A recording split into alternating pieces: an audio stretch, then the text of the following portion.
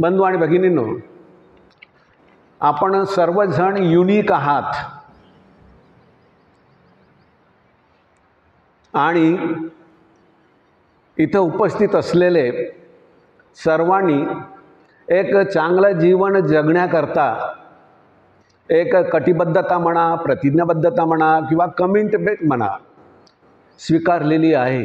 ही खूप मोठी गोष्ट आहे, कारण जगामध्ये असे अनेक लोक आहेत त्यांना जीवन कसं जगावा हे माहीत नसल्यामुळे ते जीवनामध्ये यातना सहन करावा लागतो त्यांना, आणि एक दुःखमय जीवन जगत आहेत। अनेक लोक आहेत, पण आताच म्हणजे शारदाताईंनी उल्लेख केला, भंते संघरक्षित यांची कृतज्ञता व्यक्त केली, आणि नक्कीच मला तरी वाटते की आपण ज्या म्हणजे महान व्यक्तीमुळे आपल्याला धम्म आपल्या जीवनामध्ये कसा उपयोगात आणावा आणि त्या धम्माच्या मदतीने आपल्याला कसं चांगलं जीवन जगता यावा याकरता भंते संघरक्षितांनी ह्या सुंदर अशा त्रिरत्न बौद्ध महासंघाची निर्मिती केली। आणि त्याच्यामुळे भारतातच नव्हे तर संपूर्ण नाही का विश्वामधील काही म्हणजे राष्ट्रामध्ये आज ह्या म्हणजे संघाच्या माध्यमाने लोक आपल्या जीवनाचा एक प्रकारच्या चांगल्या प्रकारे उपयोग करत आहेत आणि एक जीवनाचा आनंद घेत आहेत। तर हे जरी खरं असलं तरी धम्म जीवन जगणं किंवा एक प्रकारची जे काही तुम्ही धम्ममित्र होताना जे काही प्रतिज्ञाबद्धता स्वीकारली, घोषणा केली, ते पण त्याचं पालन करणं, त्याचं जतन करणं हे तेवढंच कठीण आहे। हे पण विसरता कामा नये, आपण ज्या जगामध्ये जगत आहोत तो जग कसं आहे, भौतिक जग आहे, लोभ द्वेष आणि मोहाने पीडित आहे, आणि अशा जगामध्ये आपण जगत आहोत। बुद्धांनी ह्या जगाला काय म्हटलेलं आहे, जडतं घर म्हटलेलं आहे। आपण जडत्या घरात राहत आहोत, आणि जेव्हा कोणी जडत्या घरात राहतो तेव्हा त्याला चटके बसल्याशिवाय राहत नाही। अशा प्रकारे अनेक आपल्याला चटके बसतात, बरोबर आहे। तर तेवढंच म्हणजे कठीण आहे ह्या जगामध्ये राहून एक चांगलं जीवन जगणं किंवा धम्म जीवन जगणं, किंवा जी काही आपली प्रतिज्ञाबद्धता स्वीकारलेली आहे त्याला एक प्रकारचा बरकरार ठेवणं, कायम ठेवणं, त्याच्यामध्ये सातत्य ठेवणं तेवढंच कठीण आहे, पण अशक्य नाही। पण अशक्य नाही। कधी कधी होते आपण जीवन जगत असताना आपल्याला कधी कधी जे काही म्हणजे भौतिक जग आहे जिथं लोभ द्वेष मोह आहे त्याचे आपण बळी पडत असतो, कधी कधी धम्मापासून आपण मागे जात असतो। अशा प्रकारे आपल्या जीवनामध्ये साप शिडीचा म्हणजे खेळ सुरूच असतो। कधीतरी आपण 99 वर जातो आणि तो साप आपल्याला गिळंकृत करतो ना, एकदम शेवटी 5 ला येतो, आणि पुन्हा आपल्याला काय करावं लागते, एक प्रकारचं नाही का धाडस आपल्याला निर्माण करावं लागतं स्वतःमध्ये, आणि नव्या जोमाने पुन्हा आपल्याला वाटचाल करावी लागते।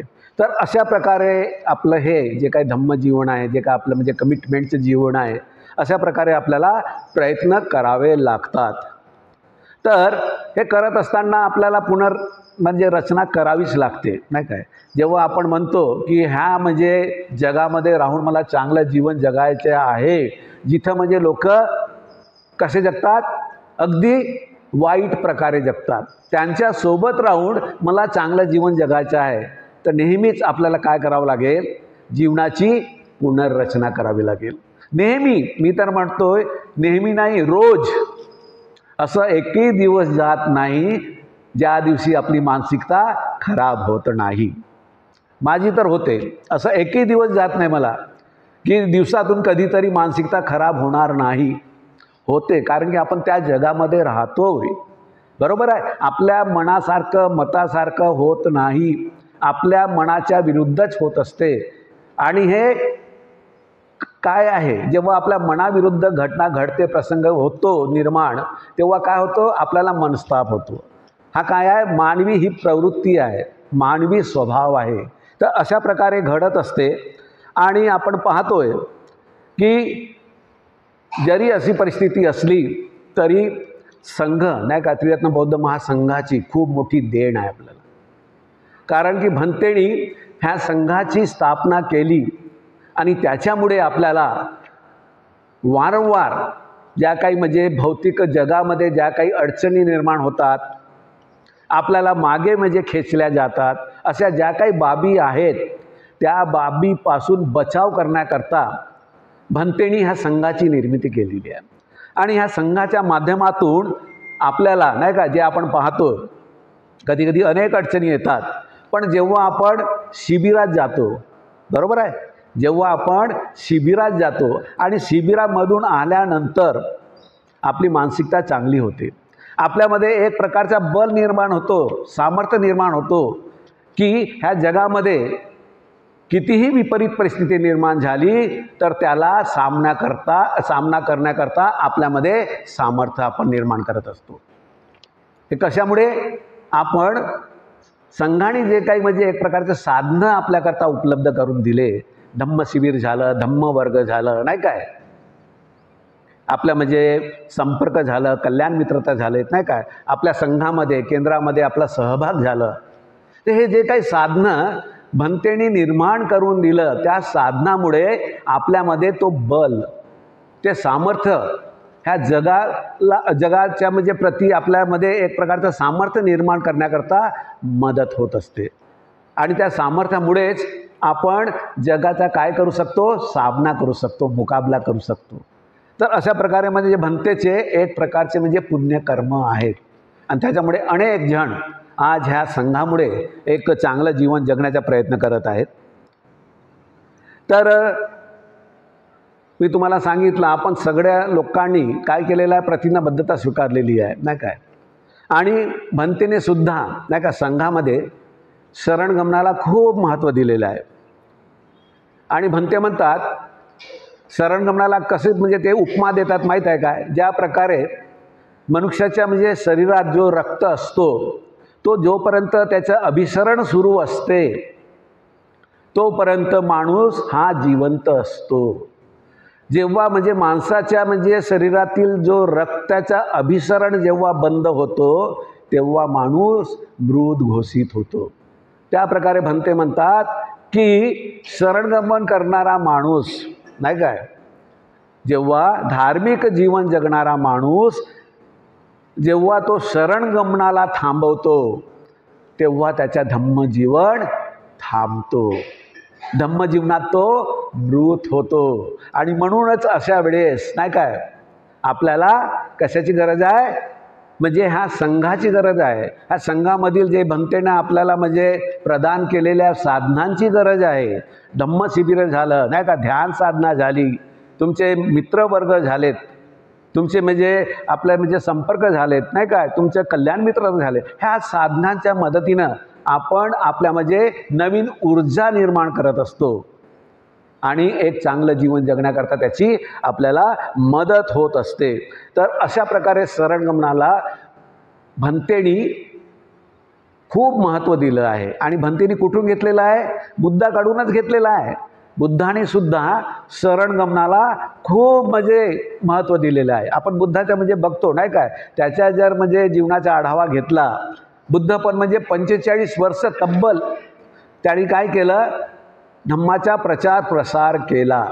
आणि त्या प्रचार प्रसारामध्ये अनेक लोकांना त्यांनी काय केलं, धम्म सांगितलं, धम्माचं प्रबोधन केलं. आणि जेव्हा ते धम्माचं प्रबोधन करत होते तेव्हा लोक मंत्रमुग्ध होत होते, त्यांना म्हणजे हृदयाचा कान देऊन नाही का ऐकत होते. आणि जेव्हा त्यांचं संभाषण त्यांची चर्चा संपत होती तेव्हा जो समोरचा व्यक्ती असायचा बुद्धासोबत तो काय म्हणायचा माहीत आहे का, अद्भुत बनते, अद्भुत, आतापर्यंत मी अशा प्रकारे कधीही म्हणजे कशी म्हणजे एक प्रकारचं म्हणजे प्रबोधन ऐकलेलं नाही जे तुम्ही आता मला सांगितलेलं आहे. आणि त्याच्या मुखातून न कळत अद्भुत बनते. तुम्ही म्हणजे एखादी गोष्ट उलट असावी त्याला सरळ करून सांगितली. जिथं अंधार होता तिथं अगदी तुम्ही लक्क प्रकाश केला, नाही काय. जिथं गोंधळ होता तिथं तुम्ही स्पष्टता दिली. तर अशा प्रकारे त्यांच्या मुखातून एक प्रकारे म्हणजे वाक्य निघत होते आणि त्यांची कृतज्ञता व्यक्त करत होते आणि म्हणत होते की बुद्धम शरणं गच्छामि. तर अशा प्रकारे म्हणजे जे काही शरणगमन आहे, नाही काय, तर शरणगमनाचा अर्थ नेमकं हेच होतो की आपण काय करतो माहिती आहे का, ज्याला आपण शरण जातो, नाही काय, म्हणजे त्याच्या अनुकरण करतो. आपण त्रिरत्नांना शरण जातो, नाही काय, बरोबर आहे, म्हणतो की नाही, बुद्धम शरणं गच्छामि, धम्मम शरणं गच्छामि, संघम शरणं गच्छामि. याचाच अर्थ हे आहे की मी त्रिरत्नांना शरण जातो. म्हणजे बुद्धम शरणं गच्छामि म्हणजे बुद्धाला शरण जातो, म्हणजे बुद्धाला मी अनुसरण करतो. म्हणजे बुद्ध ज्या प्रकारे जीवन जगले त्या जीवनाला मी प्रतिसाद देतो आणि त्यानुसार जीवन जगण्याचा काय करतो, मी संकल्प करतो. त्याला म्हटलेलं आहे बुद्धम शरणं गच्छामि. आपण पाहू शकतो बुद्ध कसे जीवन जगले, नाही काय. आपण म्हणजे किस्सा गौतमीचा घेऊ शकतो, नाही काय. ती वेडी झाली होती, तिला काही दिसत नव्हतं, नाही काय, फक्त बाळ माझ्या कसं झोपेतून जागा होईल हेच दिसत होतं. बुद्धानी तिचे पण डोळे उघडले, नाही काय.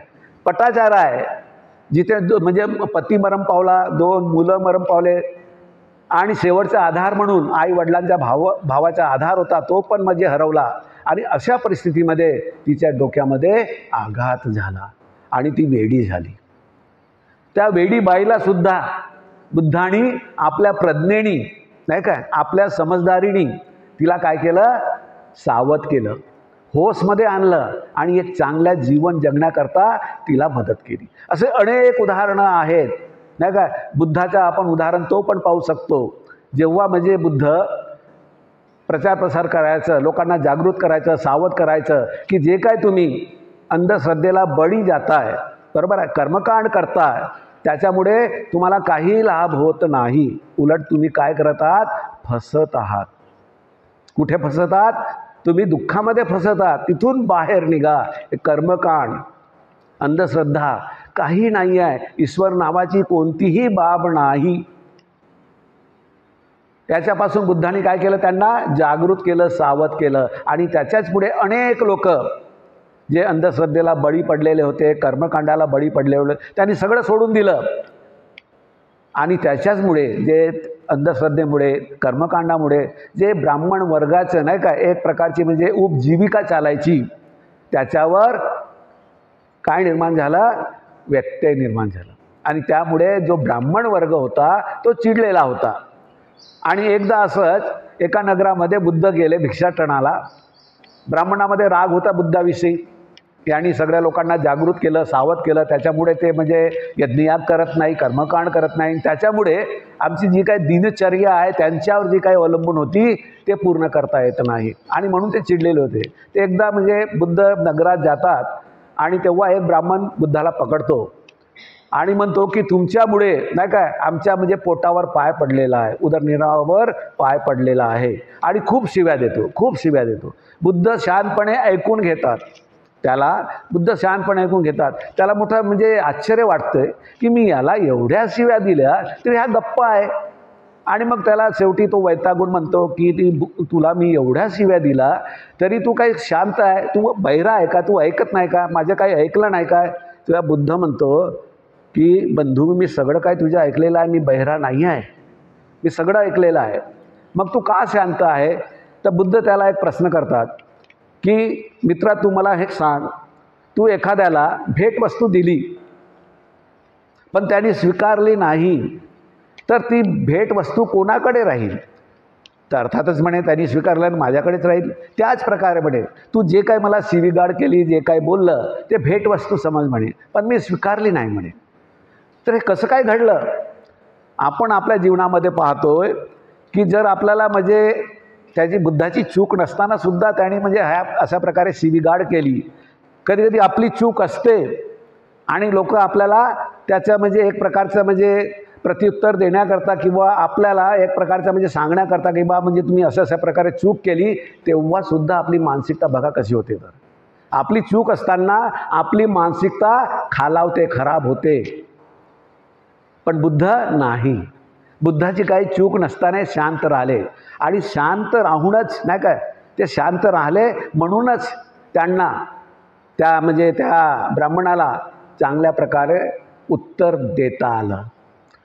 आपण पण जर जीवनामध्ये अशा प्रकारे बुद्धाकडून काही शिकलो, अशा प्रकारे जर प्रतिकूल परिस्थिती निर्माण झाली, काही वाद म्हणजे होण्याची संभावना असली, तेव्हा तुम्ही शांत राहा, ऐकून घ्या काय म्हणतो तो, आणि ऐकल्यानंतर शांत राहिल्यानंतर मग विचार करा की याला आता आपण काय उत्तर दिलं पाहिजे.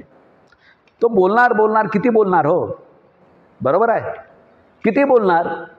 काय क्षमता असते, प्रत्येक म्हणजे माणसाची क्षमता असते आणि मग थकतो तो.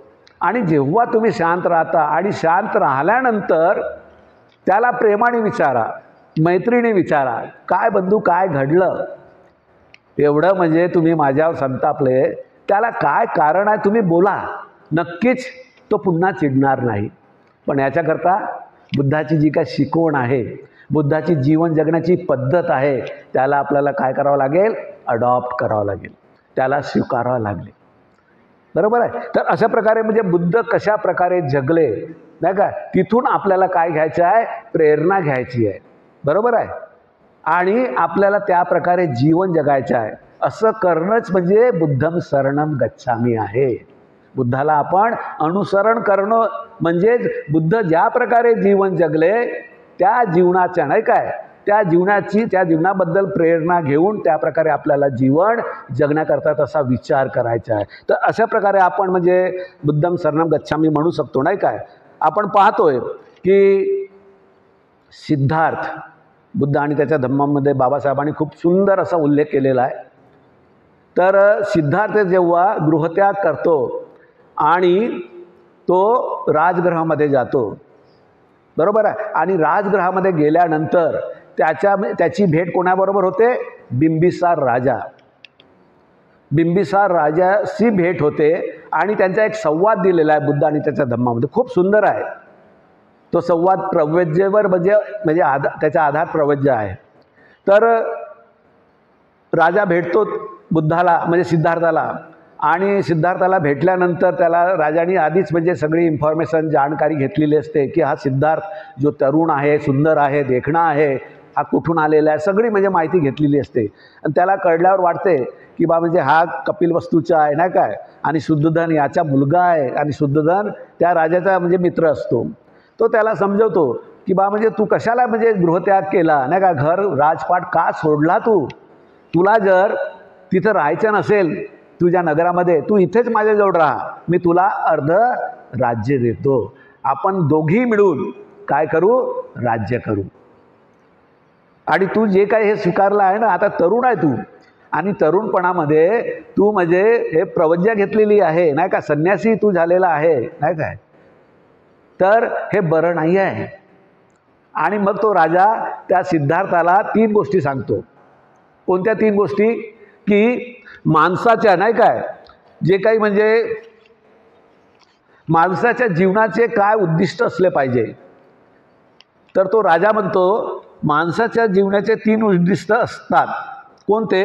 पहिलं म्हणजे माणसाला सुख हवं असते, बरोबर आहे, पहिलं माणसाला सुख हवं असते, आणि जीवन जगण्याकरता, एक चांगलं जीवन जगण्याकरता धनाची पण आवश्यकता असते, संपत्तीची आवश्यकता असते. आणि तिसरा, त्याला म्हणजे चांगल्या प्रकारे मरण यावा नाही का, शेवटचं जे काही आहे त्याला अगदी आरामदायी त्याचं जीवन व्यतीत व्हावं, म्हणून त्याला धर्माची गरज असते. असे 3 बाबी सांगतो. कोणाला? सिद्धार्थाला, तो बिंबिसार राजा. पण ह्या 3ही गोष्टी सांगताना पुन्हा तो म्हणतो, पण धर्म हा माणसाने म्हातारपणात नाही का, धर्म हा माणसाने म्हातारपणात त्याचं पालन करावं, त्यानुसार वागावं. आणि जो काही म्हणजे संपत्ती आहे त्याने केव्हा गोळा करावी, मध्यम वयामध्ये. आणि सुख आहे तो सुख त्याने तरुणपणामध्ये उपभोग करावा. अशा प्रकारे तो राजा सिद्धार्थाला समजवण्याचा प्रयत्न करतो. तर सिद्धार्थ त्यावर काय म्हणतो माहीत आहे काय? सिद्धार्थ त्यावर काय म्हणतो, राजा तुम्ही म्हणता अगदी बरोबर आहे, तुम्ही म्हणता अगदी बरोबर आहे, तुम्ही म्हणता की मी तरुण आहे आणि ह्या वयामध्ये जे काय सुख आहे त्याचा मी उपभोग घेतला पाहिजे. कारण तुम्ही म्हणता की म्हातारपणात म्हणजे सुख उपभोगण्याकरता नाही काय, म्हातारा हा काय असतो तेवढा म्हणजे सक्षम नसतो. हेही बरोबर आहे तुमचं. पण मला एक सांगा, सिद्धार्थ काय म्हणतो त्या बिंबिसाराला, मला एक सांगा, तुम्ही म्हणता की धर्म हा म्हातारा करताय नाही का, वृद्ध लोका करताय. तुम्ही मला एक सांगा म्हणाले की मी म्हातारा होईपर्यंत जगेन, याची तुम्ही गॅरंटी देऊ शकता काय? काय म्हणतो सिद्धार्थ की मी म्हातारा होईपर्यंत जगेन याची तुम्ही शाश्वती गॅरंटी देऊ शकता काय? राजाला प्रश्नच पडतो. अनेक लोक त्यांनी पाहिलेले आहेत, तरुणपणी मेलेले आहेत. तो गप्प राहतो. आणि दुसरी बाब अजून सिद्धार्थ म्हणजे त्या राजाला म्हणजे सांगतो, ती बाब म्हणजे की राजेसाहेब म्हणतो जे काय म्हणजे सुख प्राप्तीतील यश जे संपादन करतात नाही काय, म्हणजे ज्याला सुख पाहिजे आहे नाही का, त्या सुख प्राप्तीतील यश जो माणूस म्हणजे काय करतो, संपादन करतो, प्राप्त करतो, तो जीवनामध्ये काय होतो, उन्माद होतो. तो जीवनामध्ये काय होतो, उन्माद होतो. हा माझा काय आहे म्हणतो अनुभव आहे. आणि जेव्हा तो उन्माद होतो, तरुणपणी जर तो सुखाच्या म्हणजे मार्गाला लागला आणि सुखाकरता त्यांनी धडपड केली आणि तिथं त्याला यश प्राप्त झालं, त्या यशामुळे माणूस किंवा तो युवा काय होतो, हा उन्माद होतो. आणि त्या उन्मादामध्ये त्याला चांगलं काय आणि वाईट काय याच्यामध्ये फरकच कळत नाही आणि तो वाम मार्गेला लागतो आणि त्याच्या जीवनामध्ये दुःख येत असतो, त्याचा अधपतन होत असतो. तर मला सांगा म्हणतो राजेसाहेब, तर त्या म्हणजे म्हाताऱ्याला जास्ती गरज आहे की ज्याच्या अधपतनाला कारण असलेला युवक त्याला जास्ती गरज आहे? तो अगदी शांत होतो राजा आणि म्हणतो, तू म्हणतो अगदी ते योग्य आहे, तू जे काही निर्णय घेतलेला आहे तू कर नाही काय. अशा प्रकारे दोघांचा संवाद आहे. मी संवादाचा उल्लेख याच्याकरता इथे केलेला आहे, सिद्धार्थ अजून बुद्ध झालेला नाही. बरोबर आहे. त्यांनी काय स्वीकारलेलं आहे, प्रतिज्ञाबद्धता, की मला सत्याचा शोध घ्यायचा आहे. बरोबर आहे. त्यांनी कमिटमेंट स्वीकारलेला आहे, अजून बुद्ध झालेला नाही. अजून त्यांनी कसल्याही प्रकारचं म्हणजे ध्यानाची सुरुवात केलेली नाही. फक्त त्यांनी काय केलेलं आहे, प्रतिज्ञाबद्धता स्वीकारलेली आहे. पण कसं अगदी त्याचा आत्मविश्वास बघा नाही का, राजाने त्याला प्रलोभन दिलं तरी तो त्याला तिथं डगमगला नाही, त्याला बळी गेला नाही. आणि उलट त्या राजाला समजवलं की तुम्ही म्हणता ते किती चुकीचं आहे. तर अशा प्रकारे त्याची जी काही म्हणजे प्रतिज्ञाबद्धता होती एवढी म्हणजे बळकट होती नाही का, त्याच्यामुळे त्याचा आत्मविश्वास तिथं निर्माण झाला. तसंच बंधू आणि भगिनींनो, आपण पण काय घेतलेलं आहे, कमिटमेंट घेतलेला आहे. तर कशा करता कमिटमेंट घेतलेला आहे आपण नाही का, आपण कशा करता कमिटमेंट घेतलेला आहे, एक धार्मिक जीवन जगण्याकरता. बरोबर आहे. आपण धार्मिक जीवन जगण्याकरता आपण प्रतिज्ञाबद्धता स्वीकारलेली आहे. कारण की जोपर्यंत आपण मनाचा निर्धार करत नाही तोपर्यंत धार्मिक जीवन जगणं ह्या भौतिक जगामध्ये खूप कठीण आहे. तुम्हाला मनाचा निर्धार करावाच लागेल, मनाला पक्का करावंच लागेल, तेव्हाच तुम्हाला ह्या मार्गावर आरूढ होता येईल. तर आपण म्हणजे आता आपल्याला सत्याचा शोध तर करायचा नाही आहे, जे बुद्धाने ऑलरेडी आपल्या पुढे ठेवलेलं आहे सत्य. आपल्याला काही वनामध्ये जायचं नाही आहे, आपल्याला सगळं रेडीमेड मिळालेलं आहे सत्य आपल्या समोर. फक्त त्याचा काय करायचं आहे, आपल्याला सत्याचा साक्षात्कार करायचा आहे, अनुभव करायचा आहे, एवढंच फक्त करायचं आहे. आणि हे तेवढं कठीण नाही. सत्याचा शोध घेणं जेवढं कठीण होतं तेवढा सत्याचा साक्षात्कार करणं हे तेवढं कठीण नाही आहे. आणि म्हणून भंते म्हणतात की ह्या संघामध्ये प्रत्येक माणूस हा काय होऊ शकतो, श्रोतापन्न होऊ शकतो. प्रत्येक माणसाने याचा विचार केला पाहिजे की आपण पाहतोय नाही का, ग्रंथामध्ये आलेला आहे मनुष्य जीवन हा काय आहे, दुर्मिळ आहे. मनुष्य जीवन हा दुर्मिळ आहे, म्हणून दुर्मिळ आहे. आणि म्हणूनच आपण काय केलं पाहिजे, ह्या जीवनाचा सोनं केलं पाहिजे. ह्या जीवनामध्ये आपण जी काही उच्च अवस्था आहे, मानसिक उच्च अवस्था, त्याच्याकरता आपण परिश्रम घेतलं पाहिजे. तर अशा प्रकारे भंते म्हणतात नाही काय. तर मग आपण हे जे काही म्हणजे कमिटमेंट स्वीकारलेलं आहे त्याला काय कारण आहे, आपण कुठे कमी पडतो नाही काय. बुद्धाची कमिटमेंट आणि आपली कमिटमेंट कुठे कमी पडतो. तर बंधू आणि भगिनींनो, मला वाटते अनेक म्हणजे त्याला कारणं आहेत, अनेक कारणं आहेत ज्यामुळे आपण कमी पडतो धम्म आचरण करण्याकरता किंवा पुढे जाण्याकरता. त्याला अनेक कारणं आहेत. त्याच्यामधून एक कारण आहे तो म्हणजे धार्मिक स्पष्टता. धार्मिक स्पष्टता असल्याशिवाय आपल्याला पुढे जाता येत नाही. आणि म्हणूनच आपल्या म्हणजे संघामध्ये, बौद्ध म्हणजे धम्मामध्ये आपण काय म्हणतो, बुद्धम शरणम गच्छामी, आणि त्याच्यानंतर काय म्हणतो आपण, धम्मम शरणम गच्छामी. ज्या प्रकारे मी बुद्धाला अनुसरण करतो त्या प्रकारे मी धम्माला अनुसरण करतो. म्हणजेच काय, धम्माला अनुसरण करणे म्हणजे धम्माला बौद्धिक स्तरावर अगदी सुस्पष्टपणे जाणून घेणं. याच्याकरता जाणून घेणं की जाणल्यानंतर ते आपल्याला काय करायचं आहे, त्या प्रकारे जीवन जगण्याकरता मदत झाली पाहिजे. म्हणून आपण त्या म्हणजे धम्माला जाणून घेतो आपल्या बौद्धिक पातळीवर. तर अशा प्रकारे आपण जेव्हा म्हणजे धम्मम शरणम गच्छामी म्हणतो त्याचा अर्थ तो होतो. तर आपण धम्माबद्दलची स्पष्टता नाही का, यालाच काय म्हटलेलं आहे, यालाच म्हणजे बुद्धाने काय म्हटलेलं आहे, प्रज्ञा म्हटलेली आहे. आणि बुद्ध धम्मामध्ये नाही काय 3 प्रज्ञा सांगितलेल्या आहेत. कोणत्या 3 प्रज्ञा आहेत, एक म्हणजे श्रुतमय प्रज्ञा, दुसरी चिंतनमय प्रज्ञा आणि तिसरी भावनामय प्रज्ञा. बरोबर, ह्या 3 प्रज्ञा आहेत. बरोबर आहे. तर ह्या 3 प्रज्ञामध्ये आपण काय करतो, श्रुतमय प्रज्ञेमध्ये काय करतो, आपण ऐकून नाही काय म्हणजे प्रवचनाच्या माध्यमातून आपण ऐकतो प्रवचन, किंवा वाचनाच्या माध्यमातून नाही काय पुस्तकाच्या माध्यमातून आपण ही जी काही श्रुतमय प्रज्ञा, ऐकण्याची प्रज्ञा आहे नाही का, ऐकून विकसित करण्याची प्रज्ञा आहे, त्याला विकसित करण्याचा प्रयत्न करतो आपण. आणि दुसरी आहे चिंतनमय, जे काही आपण ऐकलेलं आहे, वाचलेलं आहे, त्याला काय करतो आपण, सोडत नाही. ह्या कानातून म्हणजे ऐकलं आणि दुसऱ्या कानातून सोडून दिलं नाही, त्याला काय करतो, ब्लॉक करतो, हा कान बंद करतो आणि त्याला आतमध्ये आपण काय करतो, साठवतो.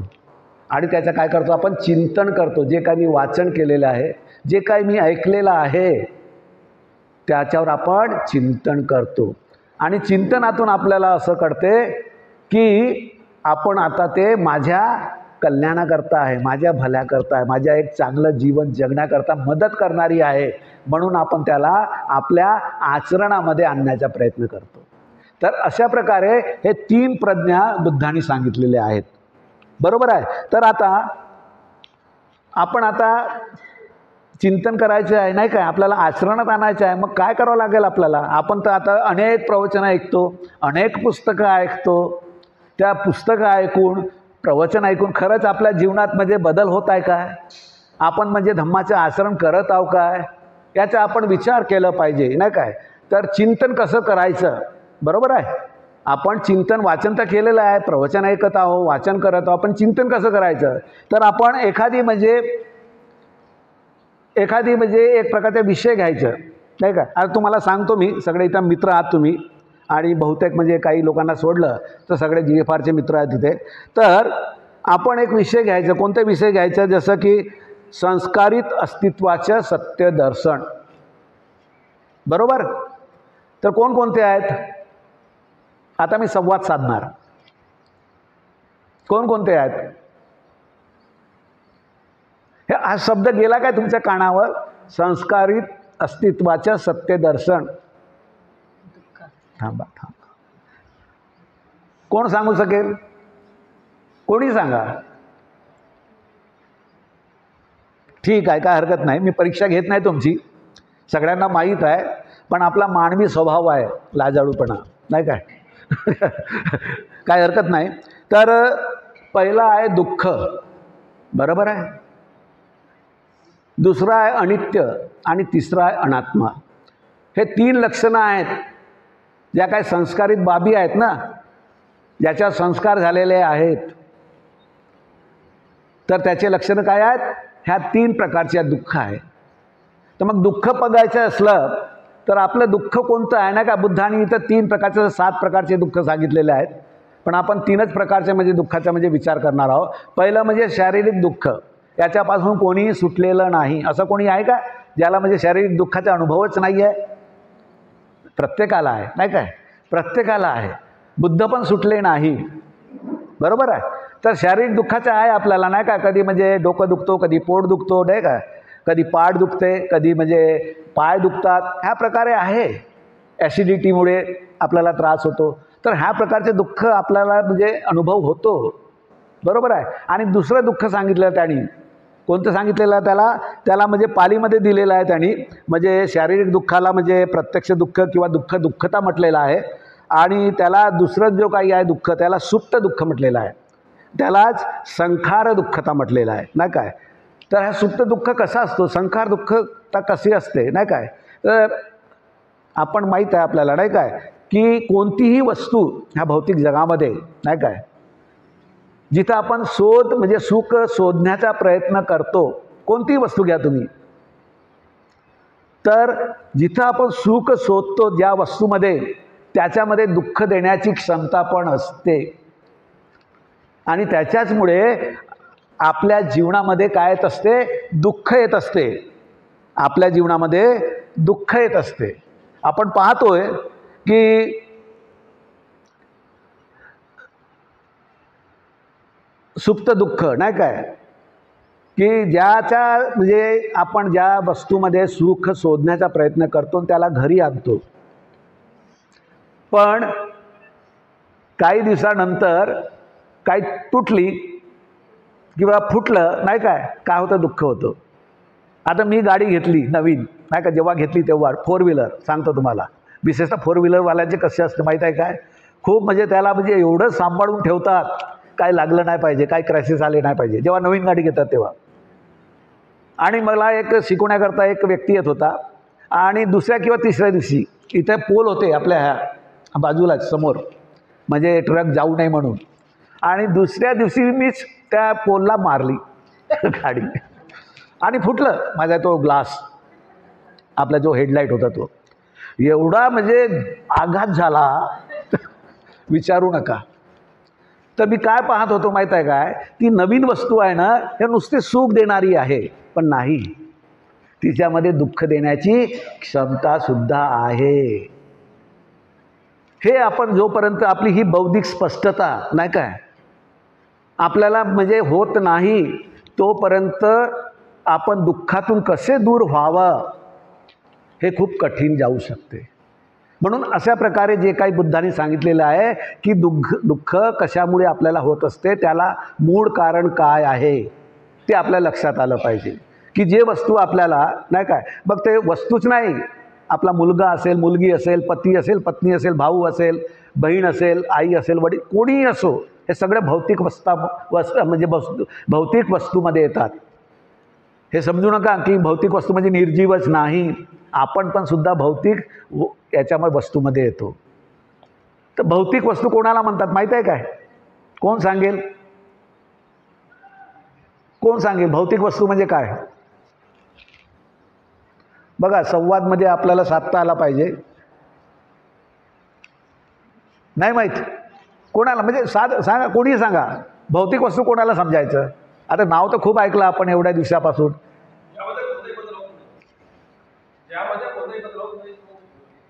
ओके, अजून? येस, बरोबर, अगदी बरोबर सांगितलं, बरोबर आहे. म्हणजे ज्या वस्तूमध्ये, मग व्यक्ती असेल किंवा वस्तू असेल, ज्याच्यामध्ये आपल्याला म्हणजे आकर्षित करतो आणि ती पाहून किंवा तिच्या सानिध्यात, त्याच्या सानिध्यात गेल्यानंतर आपल्यामध्ये काय निर्माण होते? आसक्ती निर्माण होते. आपल्यामध्ये आसक्ती निर्माण होते. त्याला काय म्हटलेलं आहे? भौतिक बाबी म्हटलेलं आहे. बरोबर? तर ह्या म्हणजे भौतिक नाही काय, ही भौतिक वस्तू आहे, भौतिक बाबी आहे. याच्यामुळे नाही काय आपल्याला काय होतो? दुःख देण्याची त्याच्यामध्ये क्षमता असते. त्याच्यामुळे आपल्याला दुःख होत असतो. बघा ना, आपली म्हणजे मुलगा असेल, मुलगी असेल, आता माझीच मी गोष्ट मी माझंच सांगतो, कारण की मी खूप चिंतन केलं याच्यावर. त्याच्यामुळे तुम्हाला एक चिंतनाकरता एक संधी मिळावी म्हणून. एक मुलगी मला नाही काय, मला माहीत होतं तिचं लग्न आज न उद्या होणार आहे. लग्नाच्या आधीच ती नोकरीला लागली. नोकरी चांगली गोष्ट आहे की नाही आहे? त्याचं दुःख का व्हावं मला? तर ती मला सोडून गेली. बरोबर आहे? म्हणजे मी आसक्त होतो तिच्याप्रती, माझ्यामध्ये आसक्ती होती आणि त्या आसक्तीमध्ये तिची नोकरी आली. बरोबर आहे? तर त्याच्यामुळे मला दुःख झाला. म्हणजे आतापर्यंत मुलगी माझ्याजवळ होती नाही काय, तो एक म्हणजे सुखावल्यासारखा सुखाचा अनुभव मी घेत होतो. पण जेव्हा मुलगी माझ्यापासून दूर गेली तर मला एक प्रकारचा आघात झाला. तर हे आपल्याला लक्षात का येत नाही, का दुःख होतो? आपण याचा विचारच करत नाही. मुलगी आहे ते तर जाणार आहे नाही काय, किंवा मी जाणार आहे, दोनपैकी होणारच आहे. कोणी इथे कायमचं राहण्याकरता आलेला नाही. तर ही जी काही समज आहे ना, ही आपली विकसित झाली पाहिजे. ही विकसित न झाल्यामुळे, अशा प्रकारे आपण चिंतन न केल्यामुळे आपल्या वाट्याला दुःख येत असते. तर हे अशा प्रकारे सुप्त दुःख आहे, तो प्रत्येकामध्ये आहे, प्रत्येक वस्तूमध्ये, प्रत्येक व्यक्तीमध्ये आहे. ओके. आणि तिसरी बाब आहे ती म्हणजे भावना नाही, तिसरं दुःख आहे, सॉरी, संखार दुःख नाही ना, सॉरी संखार नाही, हां, तात्विक नाही का, विपरिणामाचं दुःख. बरोबर आहे? तर ह्या दुःखामध्ये आहे ना, बुद्धांनी याला जास्ती महत्त्व दिलेलं आहे. ह्या तीन दुःखामध्ये जो तिसरा दुःख आहे, यालाच बुद्धांनी खूप महत्त्व दिलेलं आहे. याला बुद्ध काय म्हणतात माहीत आहे का? ह्यामध्ये काय होते माहीत आहे का? की जी काही म्हणजे ह्या जगामध्ये जी काही भौतिक सुबत्ता आहे, सुबत्ता म्हणजे समजते, सुख सोयी. बरोबर आहे? म्हणजे अन्न, वस्त्र, निवारा, ज्या काही वस्तू आहेत, सगळं तुमच्याकडे मुबलक आहेत. बरोबर आहे? तरी आपण सुखी असतो काय? खूप मुबलक आहे आपल्याकडे, सगळं मुबलक आहे, तरी आपण त्या मुबलक वस्तूमध्ये नाही काय, आपण सुखाचा समाधान घेतो काय? नाही घेत. त्यांचा उपभोग घेतो. मग अजून जे काही म्हणजे जुनी झाली, मग नवीन आपण आणण्याचा प्रयत्न करतो. म्हणजे आपली जी काही धावपळ आहे ते सुरूच असते. हा मानवी स्वभाव आहे. हा काय आहे? मानवी स्वभाव आहे. कितीही तुम्हाला, आता हा अंबानी याच्याकडे कमी आहे काय? नाही काय? मी ऐकलं आहे त्याच्याकडे कितीतरी म्हणजे 50 किंवा 60 मजलीची बिल्डिंग आहे. बरोबर आहे ना? तो राहतो कमीत कमी म्हणजे 100 खोल्यामध्ये तोच राहतो. काय गरज आहे का तेवढी? तरी पण त्याचं म्हणजे बांधकाम सुरूच आहे दुसरीकडे. म्हणून इथं बुद्ध म्हणतात की कोणतीही भौतिक सुबत्ता तुम्हाला कायमचं सुख देऊ शकत नाही. ही आपली धार्मिक स्पष्टता विकसित केलं पाहिजे, तरच आपल्याला ह्या दुःखातून मुक्त होता येईल. तर अशा प्रकारे म्हणजे आपण म्हणजे जे काही तिसरं दुःख आहे ना का, बुद्धांनी याला काय केलेलं आहे? फोकस केलं. हे समजलं पाहिजे. धार्मिक जीवन जो जगणारा आहे त्यांनी समजलं पाहिजे की आपल्याकडे कितीही म्हणजे असं मोठं काही खजानाही लागला नाही काय, संपत्ती मिळाली, तरी आपण सुखी होणार नाही. नाही का? बाबासाहेबही म्हणतात काय, बुद्धांनी त्याच्या धम्मामध्ये आहे, बाबासाहेब काय म्हणतात माहीत आहे काय? तू गरीब आहेस म्हणून दुःखी आहे नव्हे, असं नव्हे. समजा उद्या तुला 1 करोडची लॉटरी मिळाली म्हणजे तुझं दुःख दूर होईल असं नव्हे. दुःख तेव्हाच दूर होईल जोपर्यंत आपली बौद्धिक समज ही विकसित करत नाही. आणि ही समज कशाने विकसित होईल? बुद्धाच्या शिकवणीनं. जे भंतेने अगदी सहजपणे व्यवहारात कसं आणता येईल अशा प्रकारे आपल्याला समजून सांगण्याचा प्रयत्न केलेला आहे. तर अशा प्रकारे बंधू आणि भगिनींनो, आपण जे 3 दुःख आहेत त्याला आपण समजून घेतलं पाहिजे. हे जर समजून घेतलं, 3 दुःख नाही का, 3 दुःखाविषयी समजून घेतलं आणि जर प्रज्ञेविषयी नाही काय आपण म्हणजे चिंतन नाही का, जे काय ऐकतो त्याचं चिंतन करा तुम्ही, त्याला सोडू नका. जास्ती ऐकण्याची गरज नाही. जास्त ऐकण्याची बुद्ध काळामध्ये असे भिक्खू होते, त्याला एकच गाथा येत होती, तरी पण ते अरहंताला पोहोचले. बरोबर आहे. म्हणून जास्ती ऐकण्याची काही गरज नाही. तुमची क्षमता आहे, ऐका. पण जे जे ऐकलेलं आहे त्याला आपल्या भावनेमध्ये उतरवण्याचा प्रयत्न करा. चिंतन करा आणि चिंतनातून भावनेमध्ये उतरवण्याचा प्रयत्न करा. आणि जेव्हा आपण अशा प्रकारे करू तेव्हा आपण आपल्या शरणगमनाला काय करू? मजबूत करू. तेव्हा आपण आपल्या शरणगमनाला काय करू? मजबूत करू. आणि आपण पाहतो नंतर मग काय म्हणतो माहीत आहे का? संगम शरणम गच्छामी. म्हणजे मी आर्य संघाला काय जातो? शरण जातो. म्हणजे जे आर्य संघातील लोक आहेत त्यांचे मी काय करतो? अनुसरण करतो. त्यांना बघून मी माझ्या जीवनामध्ये काय करतो? बदल करतो, सकारात्मक बदल करतो.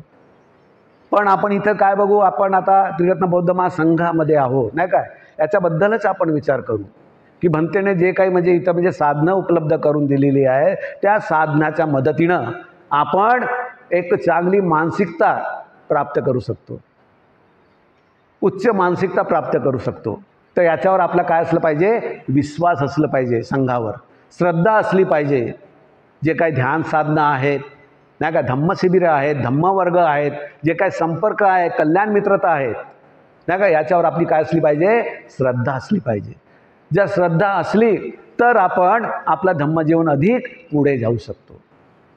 तर अशा प्रकारे आपण म्हणजे ह्या म्हणजे शरणगमनाला म्हणजे एक प्रकारचं म्हणजे भंतेनी महत्त्व दिलं, बुद्धाने दिलं आणि आपण सुद्धा त्याला महत्त्व दिलं पाहिजे.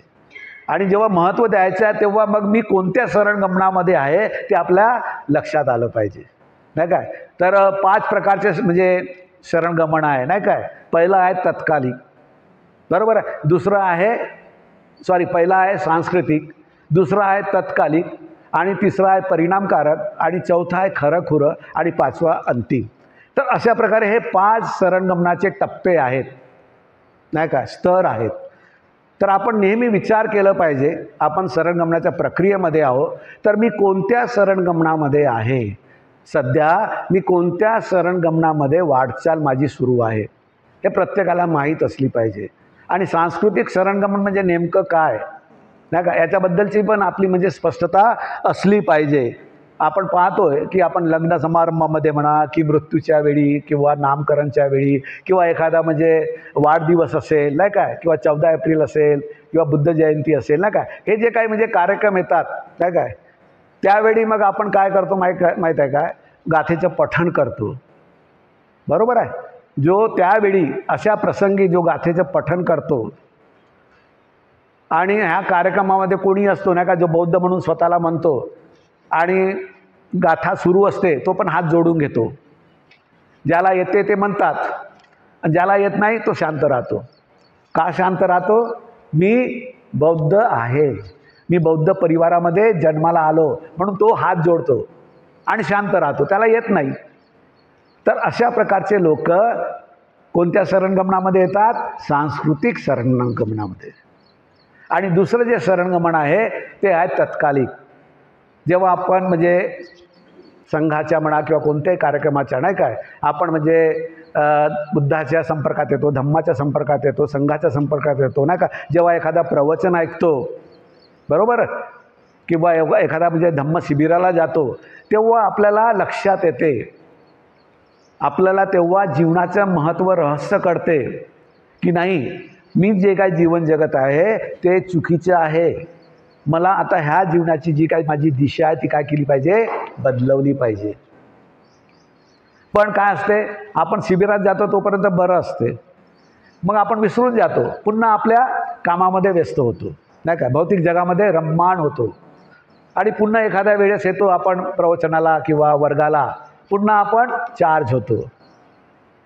तर अशा प्रकारे धरपकड सुरू असते, पण त्यांनी मनाचा पक्का निर्धार केलेला नसतो की नाही, मला आता ह्याच प्रकारे जीवन जगायचे आहे, जे माझ्या जीवनाकरता उत्तम आहे. मनाचा त्यांनी निर्धार केलेला नसतो. आणि अशा प्रकारचे लोक म्हणजे तत्कालिक शरणगमनाचे समजायचं. आणि जो म्हणजे तिसरा आहे परिणामकारक, नाही काय, तो शिबिरात जातो, नाही का, वर्गाला जातो आणि त्याला कुठेतरी म्हणजे स्पर्श करून जाते त्याच्या मनाला की नाही, आता मला माझ्या जीवनाची जी काही वेळ आहे ते व्यर्थ घालवायचे नाही, जे काय उरलेला वेळ आहे, नाही काय, मला त्याचा चांगला उपयोग करायचा आहे. आणि मग तो मनाचा निर्धार करतो, दृढ संकल्प करतो आणि म्हणतो की नाही, आता मी माझ्या जीवनाचा चांगला उपयोग करीन, वेळेचा चांगला उपयोग करीन आणि स्वतःला झोकून देतो. कशाकरता झोकून देतो की बुद्धाची जी काय शिकवण आहे, भंतेने सांगितलेली आहे ना काय, ती माझ्या बौद्धिक स्तरावर समजून घेणं, त्याच्या योग्य प्रकारे चिंतन करणं आणि त्या चिंतनातून मी माझ्या भावनेमध्ये मला कसं उतरवता येईल याकरता परिश्रम घेणं. तर अशा प्रकारे जो व्यक्ती करतो तो परिणामकारक शरणगमनामध्ये आहे असं समजायचं. जरी तो परिणामकारक शरणगमनामध्ये असला तरी तो श्रोतापन्न झालेला नसतो, त्याचे 3 बंधन तुटलेले नसतात. तर 3 बंधन तोडण्याकरता, श्रोतापन्न होण्याकरता त्याला अजून परिश्रम घ्यावा लागतो. आणि जेव्हा त्याचं म्हणजे 3 बंधनं तुटतात, श्रोतापन्न होतो, तेव्हा समजायचं की तो खरंखुरं शरणगमनाच्या स्तरामध्ये आहे. आणि शेवटचे जे काही आहे ते आहे अंतिम म्हणजे बुद्धत्वाची अवस्था. तर बंधू आणि भगिनींनो, अशा प्रकारे हे म्हणजे शरणगमनाचे स्तर आहेत, नाही काय. आणि भंतेनी आपल्याला म्हणजे एक प्रकारे म्हणजे सांगितलेलं आहे की आपण संघामध्ये, नाही काय, एक प्रकारे संधी उपलब्ध आहे, वातावरण आहे, साधनं आहेत. तर ह्या सगळ्याच्या म्हणजे मदतीनं आपण ह्या जन्मामध्ये एक चांगली मानसिक अवस्था प्राप्त करू शकतो, श्रोतापन्न होऊ शकतो, नाही का. अशा प्रकारे त्यांनी आपल्याला म्हणजे संबोधन केलेलं आहे. पण काय होते माहीत आहे का, जेव्हा आपल्याला खरंखुरं शरणगमनाकडे वाटचाल करायची असेल तर आपल्याला जे काय म्हणजे 5 जे काही अडथळे आहेत, नाही काय, जे काही 5 अडथळे आहेत त्याबद्दलसुद्धा आपण म्हणजे जाणून घेतलं पाहिजे. कारण की खऱ्याखुऱ्या शरणगमनाकडे वाटचाल करण्याकरता हे जे 5 अडथळे आहेत ते काय करत असतात, व्यत्यय आणत असतात, नाही काय, अडचण निर्माण करत असतात. तर हे 5 जे काही अडथळे आहेत ते आपण जाणून घेतलं पाहिजे. ज्या ज्या लोकांनी एक प्रकारे म्हणजे एक चांगलं जीवन जगण्याकरता, धम्मजीवन जगण्याकरता ज्यांनी कमिटमेंट स्वीकारलेलं आहे, प्रतिज्ञाबद्धता स्वीकारलेली आहे, त्या सर्वांचं कर्तव्य आहे की हे 5ही म्हणजे जे काही अडचणी आहेत, अडथळे आहेत ते जाणून घेतलं पाहिजे.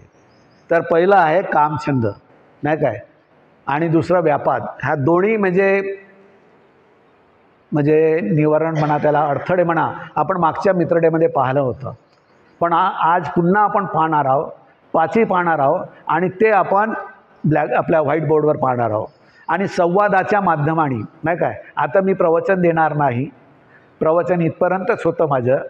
आणि याच्यानंतर जो काही आपण संवाद साधणार आहोत तो आपण इंटरॅक्शन करणार आहोत, नाही का, एक दुसऱ्यातला म्हणजे जाणून घेणार आहोत की तुम्ही कोणत्या प्रकारे, कोणत्या पद्धतीनं हे 5 अडथळ्यांना समजून घेण्याचा प्रयत्न करत आहेत आणि आपल्या जीवनामध्ये, नाही काय, त्याला कशा प्रकारे आपण पाहत आहोत आणि त्याच्यावर कार्य कशा प्रकारे आपण करत आहोत. तर ते आपण